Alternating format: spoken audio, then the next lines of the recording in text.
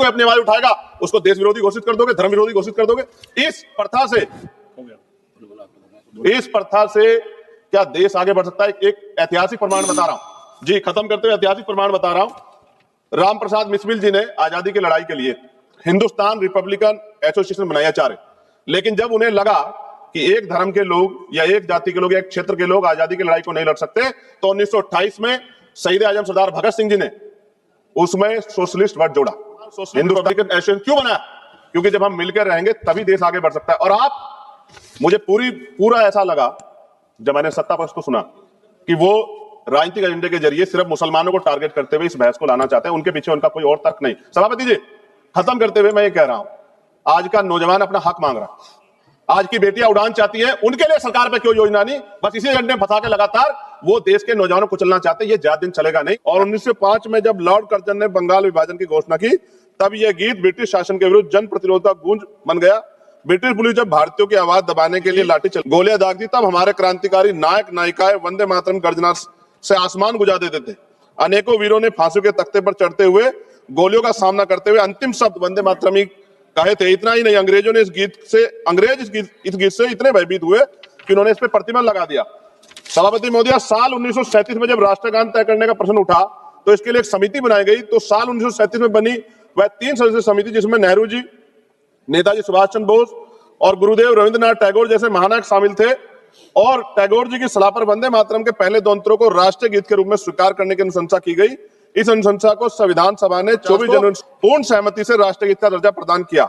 ऐसे में आज उसकी स्थापित स्वीकृत और सर्वमान्य स्थिति पर अनावश्यक विवाद खड़ा करना न केवल इतिहास के तथ्य और संविधान की मर्यादा के विपरीत है, बल्कि यह उन महान विभूतियों, विशेषकर बोस जी और रविन्द्रनाथ टैगोर का भी अपमान है जिन्हें आज भाजपा स्वयं अपना आदर्श बताती। मुझे याद है कि प्रधानमंत्री जी, पूर्व का जो पश्चिम बंगाल का चुनाव हुआ था, माननीय प्रधानमंत्री जी टैगोर जी का लुक धारण करके हमने सबने देखे। ऐसे में उन्हें टैगोर जी की स्पष्ट सलाह पर निर्धारित स्थिति पर सवाल उठाना उनके विचारों और उनके ऐतिहासिक समिति दोनों के प्रति असम्मान की श्रेणी में आता है। माननीय सभापति जी, 24 जनवरी 1950 को संविधान सभा द्वारा राष्ट्रीय गीत घोषित किए जाने के बावजूद यह भी सत्य है कि संविधान में अनुच्छेद 51A के तहत राष्ट्रगान जन गण मन का सम्मान करना अनिवार्य है, जबकि वंदे मातरम के लिए कोई संवैधानिक बाध्यता नहीं बनाई गई। इसलिए वंदे मातरम का सम्मान हमारे नैतिक कर्तव्य है, लेकिन किसी भी नागरिक पे से अनिवार्य करना संविधान की भावना के अनुरूप नहीं। और हम संविधान को मानने वाले लोग हैं। हमारे महान स्वतंत्रता सेनानियों ने एक ऐसा भारत चाहता जहां देश स्वतंत्रता और सबकी आस्था तीनों का सम्मान साथ साथ रहे। वंदे मातरम इस देश की आत्मा में बसता है, परंतु देशभक्ति को किसी एक नारे, एक गीत या एक प्रतीक तक सीमित करना भी उचित नहीं। हमारा भारत संविधान विविधता और स्वतंत्रता पर विश्वास करने वाला है। इसी संदर्भ में मैं संविधान निर्माता परम पूज्य डॉक्टर बाबा साहब अम्बेडकर की एक अमर पंक्ति कोट करना चाहता हूं, जिसमें उन्होंने कहा, राष्ट्र व्यक्ति से बनते, मिट्टी से नहीं बनते। यानी राष्ट्र की असली शक्ति उसके नागरिक हैं, उनकी चेतना, उनके अधिकार, उनकी स्वतंत्रता है। मैं इस सदन में यह भी कहना चाहता हूं कि वंदे मातरम हमारा गर्व है, हमारी विरासत है, लेकिन गर्व को कभी जबरन थोपा नहीं जा रहा, दिल से स्वीकार किया जाता है। वंदे मातरम वो गीत है जिसने अंग्रेजी साम्राज्य हिला दिया था।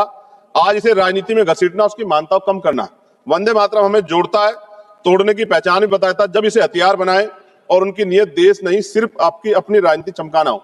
सभापति महोदय, आज भी अगर कहीं कोई आंदोलन होता, मैं एक अधिवक्ता हूं, उत्तराखंड के देहरादून में अधिवक्ता 29 दिन से कड़क ठंड में बैठे हैं, इसी गाने को, इसी राष्ट्रगीत को गुनगुनाते हुए आंदोलन कर रहे हैं कि हमें सरकारी चैम्बर सरकार उत्तराखंड की दे। मैं बात आपको इसलिए कह रहा हूं, हमने किसान आंदोलन देखे, पहलवान बेटों का आंदोलन देखा, अध्यापकों का आंदोलन देखा, युवाओं का, लेकिन मैं ये भी मानता हूं कि सत्ता इस पर राजनीति कर रही है।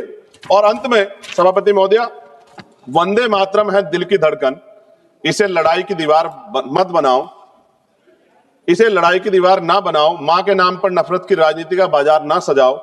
हम सम्मान से कहेंगे, फर्ज है हमारा, पर किसी नागरिक की आजादी पर पहरा ये संस्कार नहीं हमारा। सभापति जी, इतिहास पे बात होगी, जो आज नहीं है उन पे बात होगी, लेकिन वर्तमान पे भी तो बात होनी चाहिए ना। वर्तमान पे इतिहास से हमें सीख लेनी चाहिए। आज क्या हाल है देश के? बुनियादी सुविधाएं लोगों को नहीं मिली, रोटी कपड़ा मकान की व्यवस्था नहीं है, और जुल्म जाति अन्य अत्याचार दलित मुसलमानों पे, आदिवासियों पे लगातार जारी। और कोई कहने सुनने वाले, जब भी कोई अपनी आवाज उठाएगा उसको देश विरोधी घोषित कर दोगे, धर्म विरोधी घोषित कर दोगे। इस प्रथा से क्या देश आगे बढ़ सकता है? एक ऐतिहासिक प्रमाण बता रहा हूं जी, खत्म करते हुए ऐतिहासिक प्रमाण बता रहा हूं। राम प्रसाद मिस्मिल जी ने आजादी की लड़ाई के लिए हिंदुस्तान रिपब्लिकन एसोसिएशन बनाया चाहे, लेकिन जब उन्हें लगा कि एक धर्म के लोग या एक जाति के लोग या एक क्षेत्र के लोग आजादी की लड़ाई को नहीं लड़ सकते, तो 1928 में शहीद आजम सरदार भगत सिंह जी ने उसमें सोशलिस्ट वर्ड जोड़ा।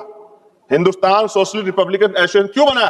क्योंकि जब हम तभी देश आगे बढ़ सकता है। और मुझे पूरा ऐसा लगा जब मैंने सत्तापक्ष को सुना कि वो राजनीतिक एजेंडे के जरिए सिर्फ मुसलमानों को टारगेट करते हुए इस बहस को लाना चाहते हैं, उनके पीछे उनका कोई और तर्क नहीं। सभापति जी, खत्म करते हुए मैं ये कह रहा हूं, आज का नौजवान अपना हक मांग रहा है, आज की बेटियां उड़ान चाहती है, उनके लिए सरकार पे कोई योजना नहीं, बस इसी एजेंडे में फंसा के लगातार वो देश के नौजवानों को चलना चाहते हैं। ये ज्यादा दिन चलेगा नहीं। मैं आपके माध्यम सरकार से कहना चाहता हूं कि बुनियादी मुद्दों पर चर्चा करें, बेरोजगारी पर चर्चा करें, महंगाई पर चर्चा करें, महिला सुरक्षा पे, सम्मान पे, उनके सशक्तिकरण पे चर्चा करें और देश की तरक्की पे मिलकर कैसे आगे बढ़े इस पर चर्चा करें। बहुत बहुत धन्यवाद। जय भीम, जय भारत, जय संविधान, जय मंडल, जय जोहार। धन्यवाद सभापति महोदय।